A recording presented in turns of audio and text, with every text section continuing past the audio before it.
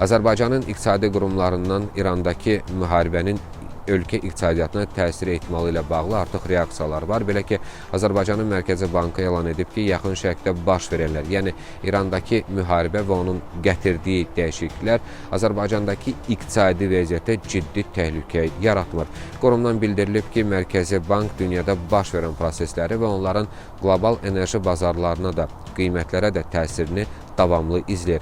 Xatırladım ki, son günlər dünya bazarında qiymətlərin 20%-dən artıq artması baş verib. Mərkəzi Bank eyni zamanda İran hadisələrinin yarada biləcəyi qiymət artımlarına, xüsusilə də ölkəyə xaricdən gətirilən ərzaq qiymətlərinə mümkün təsirinə də toxunubdur və bildirilir ki, dünyada enerji qiymətləri artdıqca enerji ixracçısı olan ölkələrdə istehsal xərcləri də artır və bu da qiymət artımına səbəb ola bilər. Amma dünyada paralel olaraq dollar da bahalaşdığına görə malların bahalaşmasının Azərbaycana təsiri daha az olacaq. Statın sonu. Xatırladım ki, Azərbaycanda valyuta sabitliyinin, manatın dollara qarşı məzənnəsinin əsas amili cari əməliyyatlar balansının profitli olmasıdır və bu sayədə hələlik proqnozlara görə təhlükə yoxdur. Ölkənin maliyyə sektorunun İrandakı müharibə və onunla bağlı yaranan vəziyyətə hazırlandığına gəlincə isə Mərkəzi Bank bildirir ki, hazırda maliyyə sektoru stabildir və stabil fəaliyyət göstərir.